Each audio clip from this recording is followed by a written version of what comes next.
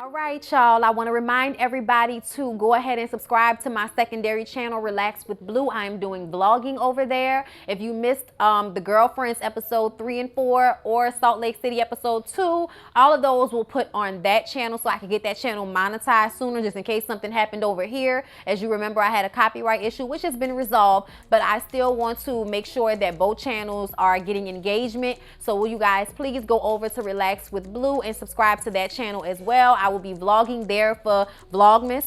Okay, so that's where all the vlogs will be. This will continue to be review channel, and the vlogs will happen over there on Relax with Blue. So see y'all over there for that. And I just started Hip Hop Tabata 1 and 2, you guys. The 21-day challenge to keep you in shape and in check during these holidays, y'all. Okay, it just started today. It's not too late to sign up. Y'all know, hit my link down below and sign up. Also, don't forget about TLC products, y'all. I swear by the Nutriverse. I swear by that tea, y'all. Okay, when your stomach is going through some issues and you need to get it together, especially if you've been eating all this holiday food, get you some tea, honey. Get that all cleaned up. Y'all use my links down below for everything else. Firmu for the glasses, Pretty Little Thing. But anyway, get down below and check out all the links. Hey everybody, what's up? It's your girl Bondy Blue, and I am back for another Lovecraft country review, y'all. Okay, y'all, this was a hard episode. Episode 2 was a really tough episode, y'all, but we gonna get through it, and we gonna talk about it, and we gonna relive these moments of Lovecraft country, because it is like one of the best TV shows ever in life, and I just want to say that. Okay, before I get into it, please subscribe not only to this channel, but subscribe to my secondary channel, Relax with Blue, where I do my vlogs for Vlogmas, and also where I am doing my ASMR when I get back into it, and I promise that I will. Also, please download the Station Head app and follow Bondy Blue so that you can get the notification when I go live tomorrow for my very first show on Station Head. Okay, so the episode starts off with Uncle George and Letty waking up in this mansion. Well, they were moving on up to the east side, to a deluxe apartment in the sky. We're moving on up to the east side. We finally got a piece of the pie. On the kitchen, on the grill. Look up home, I'm trying to get up that hill. All right, I'm gonna stop, just in case I have monetization issues. But either way, you guys, that's the music playing when Uncle George wakes up in this beautiful room full of all of his favorite books. Letty wakes up in this beautiful room with a large wardrobe with a whole bunch of beautiful clothing that fit her perfectly. What is going on here? Everybody's happy and enjoying their lives as if they didn't just see monsters decapitate some police officers the night before. Okay? The only person that seems to still be fully aware of everything that has taken place is Tick. That's right. Atticus is sitting there trying to figure out what the hell is going on? What happened last night? He's picturing the monsters, ripping that guy to shreds. I mean, I enjoyed it, so I don't know why he's so frightened by it. I mean, they didn't kill you, they killed them, but I get it. It was a scary night all in all. And there are dogs, vampire dogs, out there under the ground waiting to jump up and bite me. Yeah, I'd be nervous too, but still, you know what I'm saying? I wouldn't think back on that moment with such horror, because those police officers tried to kill y'all for absolutely nothing. An alarm sounds, and Uncle George, Letty, and Tick come out of their rooms into the hallway, and the scary white boy William in nice clothing escorts them to the ballroom. Tick asks about Montrose. Where's his dad? When will he be coming back? William says that the last time he saw him was 2 days ago when he left with Mrs. Breakwhite to go and see some lawyers or something like that, but they'll be back. He's not aware of a specific time that they will be back. Tick wanted to call. Oh, there's no way for you to call him. Okay. So y'all lying to us, basically. Y'all trying to act like Montrose is somewhere with Mrs. Braithwaite, but really y'all got Montrose hidden somewhere on his property. So Tick is already picking up on what's being put down around here. So Uncle George and Tick are so smart. They ask questions, specifically Uncle George, asking all of the right questions, and we get the history of the mansion in which they are staying. It is a lodge, and it is a remake of a lodge that was burned down in the 1800s. It was built by a slave owner who was kind to his slaves. When they say he was kind to his slaves, that means he f***ed them. The original owner of the lodge was a man named Titus Breakwhite. Okay, he's the one that starts this whole family line, and come to find out, Atticus and his mom are descendants of Titus Breakwhite. You know why? Because he was nice to his slaves. Now, there was a fire that happened, and almost everybody died in that fire, including Titus Breakwhite. There's a feeling of danger and racism happening as they walk through this house and also through the town, but we're going to get into that. They ask who the hell William is, and he says that he's a friend of Christina Breakwhite's, which is Samuel Breakwhite's, the current owner of the lodge's daughter. They ask if they can get a car, go and walk around the village, see what it's hitting for.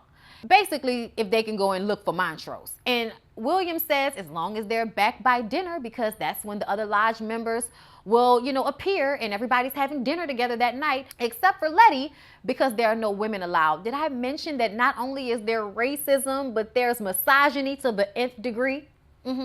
So racist patriarchy. Sound familiar? Uncle George and Atticus realize that they're trying to be kept at the house. They're trying to keep them there. They've never been anywhere in some white person's house where they were trying to keep them there. Okay, they're trying to hurry up and get you out of their house. So they already know something isn't right. They're being watched, so Uncle George tells them to sit down, because they're sitting up there basically brainstorming and trying to come to an understanding of what the hell is going on around here.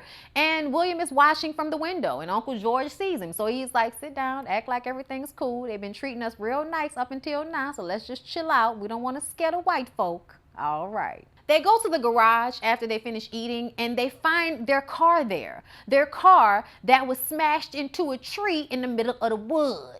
Okay? Like, huh? How? Or was it smashed into the house? I can't remember. I thought they smashed it into the house and then ended up smashing it. But anyway, it was smashed. It was crashed. It was done. It was OV.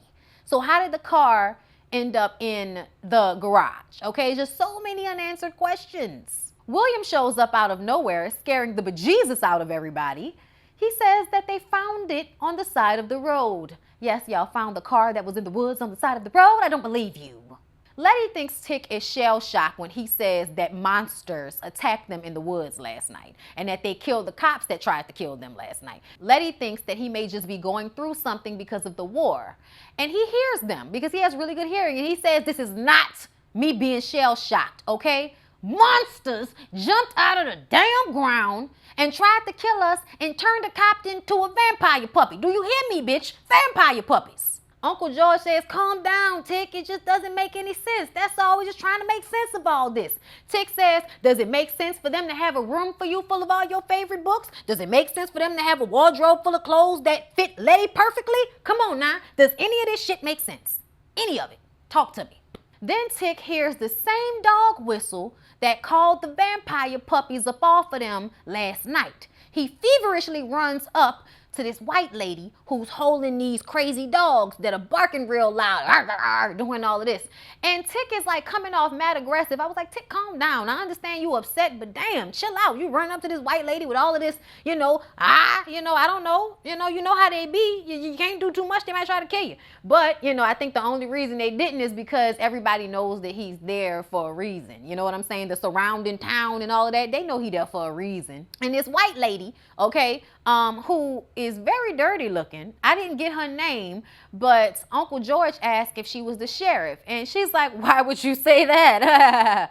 And he's like, well, isn't that the jail behind you? It's the only stone building I've seen in town, which means it's the only place that is not easily, break outable. She opens the door and says no, that it's just where they house dead animal heads. And she let the dogs run inside and you see them chopping up at dead animal heads. It was disgusting. However, Uncle George, being the genius that he is, noticed the foundation and says that there's probably a cellar-like basement under the building. And that's probably where they're hiding Montrose. Letty points out that the dogs were barking so loud you wouldn't be able to hear somebody if they were screaming. They walk back to the house in the woods, and they were supposed to hurry up and get back before nightfall because the vampire puppies are gonna pop out of the ground as soon as it gets dark. Uncle George remembers while they're walking that one of Tick's mom's ancestors was named Hannah.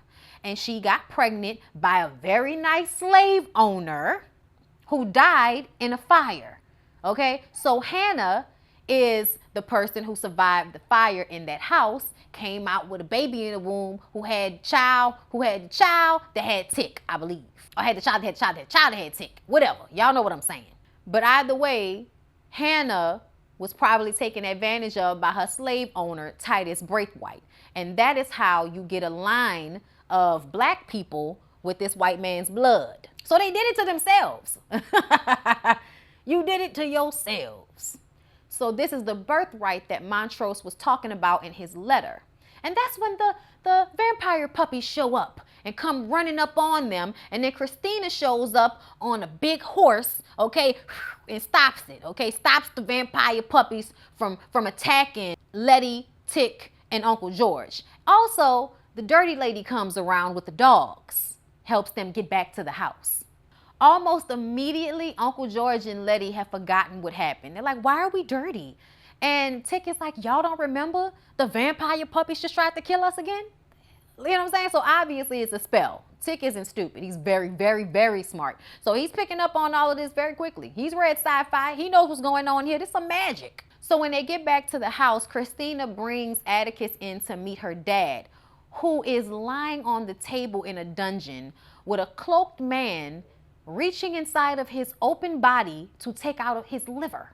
Yes, having his liver removed without any drugs, just on the table, hands in the liver, taking it out. I was just like, wow, way to start off a meeting.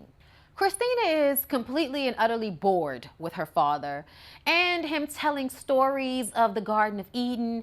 And that's what we find out here, that Samuel Breakwhite, Titus Breakwhite, all of these white, bright, white men were trying to get back to the Garden of Eden, you know, before that bitch Eve ruined everything for them. Child, I was talking to my husband about that today. I have so many issues with that story. I have so many issues with that story. But that story is why Samuel wants to go back to the Garden of Eden before everything was ruined when man was immortal. He wants to be immortal. Y'all know, they always want to live forever. Meanwhile, Uncle George is walking around the library and finds a book about the lodge and the club, and that's going to benefit the crew in a minute.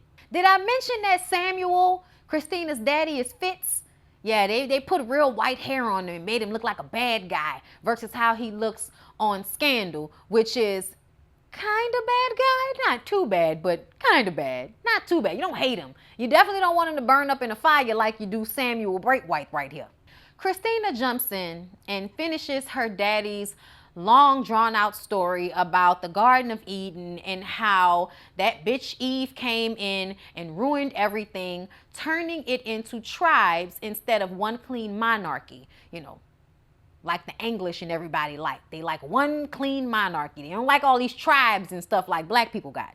She says them taking the Bible literally is idiotic. And I'm just kind of like, I mean, you said it, I didn't. Her father, however, believes that it is still a very helpful parable. And he and his daughter don't agree on a lot of things, but Christina seems to believe that Tick can help the daddy do what he's trying to do, which is get back to the Garden of Eden through a spell. Killing Tick, I'm sure. Tick wants to know where Montrose is. And this is when Samuel dismisses him. He's not going to tell him anything about his daddy. I think they tried to use Montrose for the spell and realized that it wasn't him because he's not the bloodline. You know, the wife was the bloodline. So Tick is the only one that has the blood. They also could have kidnapped him thinking that Tick would come to retrieve Montrose. But, I mean, how could they have known that?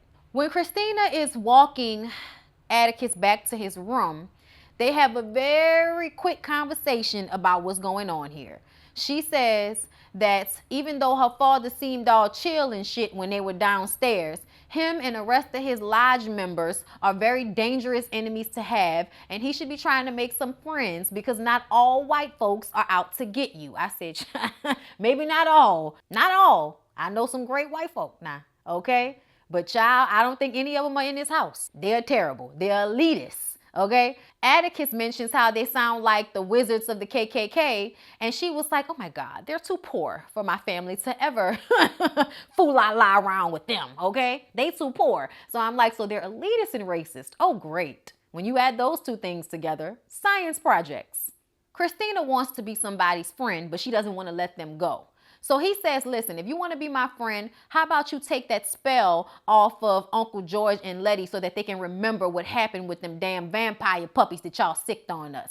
She explains that it's a spell for anybody that comes into contact with their guard dogs. It's not just for them specifically. She agrees to do so, and when she does, you hear the screaming from Letty and Uncle George's rooms, and you realize they can't get out. They have been magically locked into their rooms, and they see a door there, but from the hallway, you can see inside the room.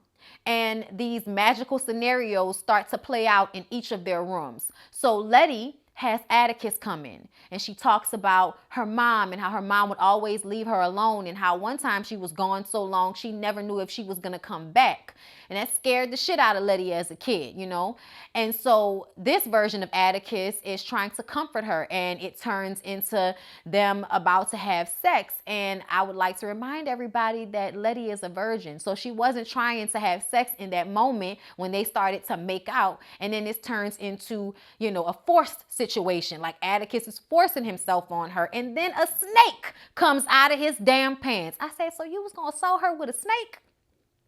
Get away from me with this. Okay. I was just like, wait a minute. Okay. In Uncle George's room, he's slow dancing with Tick's mom. You know, y'all know she's dead. So Uncle George knew automatically that this was some magical shit. You know, he wasn't disillusioned at all about what was going on. And she reminisced with him about how it was when they were growing up. Apparently, her, Uncle George, and Montrose spent a lot of time together as kids. And they talked about the dreams that they had that magic could be real. And now all of that is a possibility. And she says it's possible for you to do magic with your children or fly with your children. That's what she said. And she said children. And we know that Uncle George only has one child, D. That's the only child we know about is D. So what does this tell? This what tell us, okay? It's a foreshadowing that Atticus is really and truly Uncle George's biological son, and that there was definitely some triangle shit going on between Atticus' mama, Uncle George, and Montrose. Tick is still in his room, and a soldier that is actually Gia. We don't know who Gia is at the time, but he knows who she is. But she looks like a Korean soldier. So they fight, and he ends up having to choke her out. Like, I mean, they had to fight to the death. And he kept trying to get her to stop, and she wouldn't. So eventually he just had to choke her ass out. And while this is all going on, the lodge members are standing in the hallway in their nice clothes with their drinks, watching the entertainment of these black people being brutalized, or just watching them with their emotions being played with in such a way. It was really disrespectful. I was quite bothered by it, to tell you the truth. William lets them out eventually so that Uncle George and Tick can prepare for the dinner with the lodge members. Tick asks Letty and Uncle George, what did they make them see? And you can see Letty is still like trying to deal with the fact that she was almost assaulted. I don't know whether it happened or not, you know what I'm saying, because we didn't get to see the rest of it. But obviously, you know, she was quite bothered by what happened to her in that room, and kind of looking at Tick. I think she figured it out eventually that it really wasn't him, you know, when the snake comes out. But at first she didn't really know. So you could tell like there's some, you know, some physical fear in her body towards him when she saw him, which I'm like, you better act your ass off, girl. But Uncle George says, what does it matter what we saw? They just trying to get in our heads. That's what they try to do. That's what they do. They try to get in our heads, but we won't let them. And I was like, yes, Uncle George, that's what they trying to do. So they join the dinner crowd. And William tells them not to let the other members bother them. Just because they don't want them to be there doesn't mean they aren't supposed to be there. Because the other lodge members are, you know, racist. They don't want to sit next to black people. So they have Uncle George and Atticus sitting at different tables, like a table with just the two of them looking out on everybody else sitting together. Samuel comes out, gives a speech in some robe situation. I forgot to mention that Samuel was offering his liver as dinner to everyone that night. It was like a plate with a little garnishment and a little slither of his liver. I was like, yeah, no, okay. No, thank you. Tick was like, don't eat that, Uncle George. Don't eat that. Uncle George was like, well, since I ain't gonna eat, I might as well go ahead and get into it. Uncle George tells them that while he was looking around today, he found a book about their bylaws. He found out that they're members of the Order of Ancient Dawn, okay? And he read that there's a loophole in their bylaws that says any relative or descendant of Titus Breakwhite is a member automatically of this little club that they don't want no black people in, obviously, okay? And when Atticus stands up as Titus Breakwhite's descendant, he tells everybody to get out of the room except for Samuel. They all stand there and look around, and they really didn't like when Uncle George sat at their table. I loved it. But, you know, Samuel gives them the nudge, and everybody, all the white boys that are so upset about this, you know, disrespect from the Negress, they get up and they walk out. Samuel lets Tick know that he respects the bylaws and the rules and all of that just as much as the other people do. He has to respect it only to keep them in line. But please don't think that makes you indispensable, which means I let you get away with that shit just now, but just know you have another purpose that you have to serve, which is the only reason why you're still here and alive. So after Uncle George and Tick run back to the silo, because that's what it's called, to find Montrose, and that dirty lady with them dogs pulls a shotgun on them when they get down to the basement of the silo. And she was about to kill them. She was also calling them stupid animals at the same time. I was like, oh, there's nothing better than being degraded by a dirty bitch. Ain't that something? She thought she was going to kill them. But then Letty comes along and knocks her into the next life with a shovel. Yeah, that's it. She was dead. We're going to see her face later on, too. With Blackbird playing in the background, y'all. Come on. Blackbird. Y'all don't get me started. But with that song playing in the background, they survey the prison cell that they had him in, which is basically like an underground cellar. And there were these huge rocks in the wall, and, you know, he was like the Count of Monte Cristo. That's the book that Montrose was reading. So Uncle George like the Count of Monte Cristo, and he goes over and he moves some of the blocks, and you can see that there is a tunnel out. Montrose had gotten out on his own, but by the time he gets out, okay, from the tunnel, they done already found him. He pop up out the grass, yes! And he's like, hey, Montrose, how you doing? He was like, the hell y'all doing here? I didn't need y'all to come and save me. I saved my goddamn self. It's like, oh no, we did not put our lives in danger for you to give us this type of attitude, good sir. Tick says, Daddy, you wrote for me to come and get you. He said, well, I wrote that under distress, but I never thought you'd be dumb enough, okay, to come and look for me. I'm like, what? Because they ain't talked in 5 years. I'm like, boy, if you don't get out of here with that, Daddy know he crazy. They try to leave, y'all. They all get in the car and they driving, trying to get out of town, trying to get off this property. And Uncle George explains the lodge's history and its obsession with the Garden of Eden and how that is what caused the original fire when they were trying to go back to the Garden of Eden the first time. But they actually run into an invisible barrier that crashes the car. So when everybody gets out of the car, Samuel and Christina pull up, and Samuel shoots Letty in the chest and she dies, and then shoots Uncle George. And so now he tells Tick, you have a choice of who gonna live, okay? You finish the spell, I'll, let one of your family members live. You know what I'm saying? So they got to take everybody back to the house, and they prepare Atticus for the ceremony. And it's all these, people, washing him, his naked body. He's standing there, child that ass. No, it was nice. But either way, it was just like, it was very perverted the way they were washing him. It didn't feel right to watch, in all honesty. But either way, him and Christina have a conversation after he puts his robe on. And he can see to the other side of the room, Letty waking up from the dead.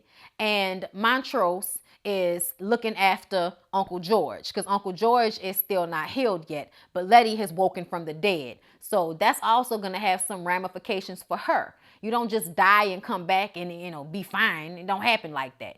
So Christina and Tick discuss Samuel trying to become immortal by going back to the Garden of Eden. This isn't in either of their best interest. And so Christina tells him to seize the moment while putting a ring on his finger. And I'm not sure how that ring helped, if that was supposed to be done. Like, I wasn't really sure about that, but to me, it seemed as if Christina was trying to help Tick destroy her father because she couldn't really do it herself. George and Montrose talk about how sweet and loving he used to be until his daddy beat it out of him. And it was because Montrose used to go and hold signs up for the soldiers when they would come into town. It's something sweet to do, but it's also something to do when you like men and you want to see the men come in off these ships. Whatever the psychology was when he was a kid, the dad saw that and he beat it, out of him, basically, turned him into this hard person. And Uncle George is on his deathbed and feeling bad about the fact that he never came to his little brother's rescue the way he should have.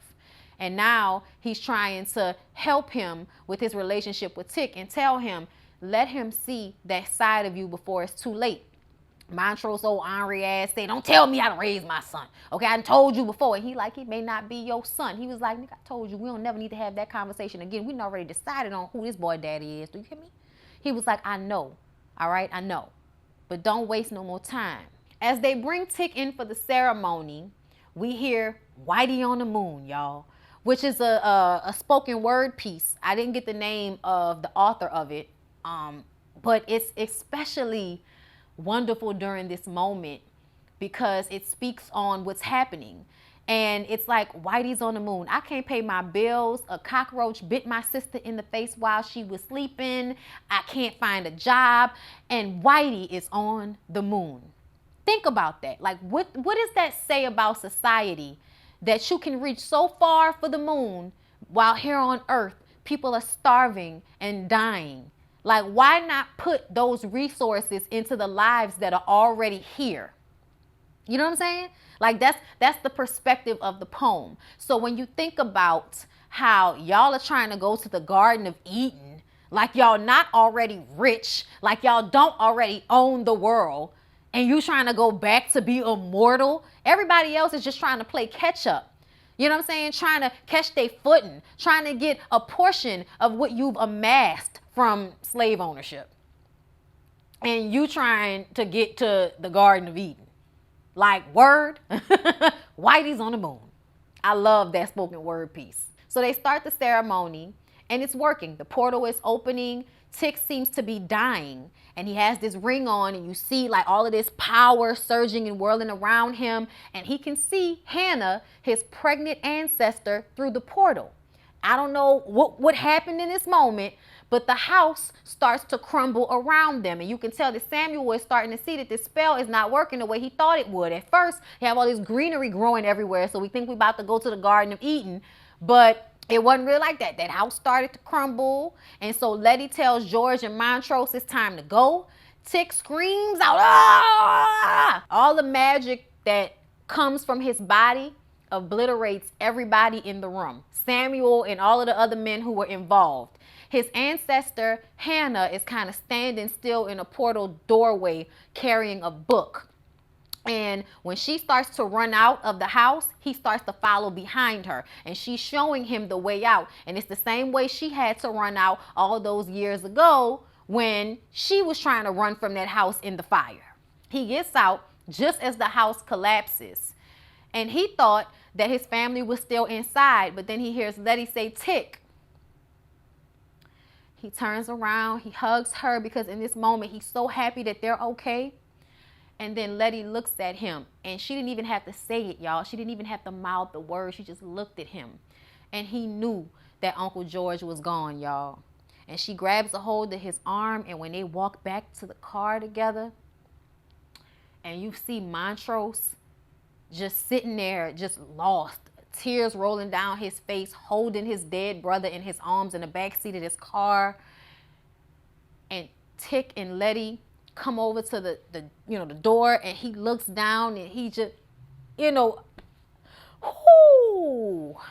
acting on this show, so amazing, y'all, so amazing. But Uncle George died.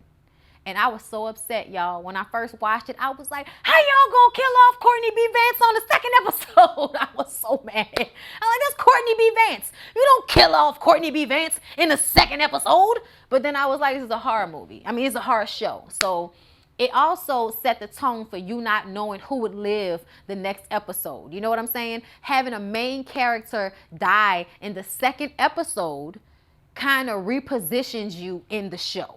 It was something to keep you on your toes. I think the writers, the producers, the actors, everybody that is a part of this show did such an excellent, excellent job. I just want to say that off rip. So that was Lovecraft Country episode 2, y'all. We gonna come back for episode 3. We gonna finish it out. I'm gonna see if I can do 2 episodes at once. It's just that it's a lot that happens in just one episode with no commercial breaks. So I kind of like doing them by themselves so I can have time to listen to the podcast and have whatever extra stuff I need. You know what I'm saying? When I get up here to reiterate it to you guys. But I'm glad y'all are enjoying these because I love doing them.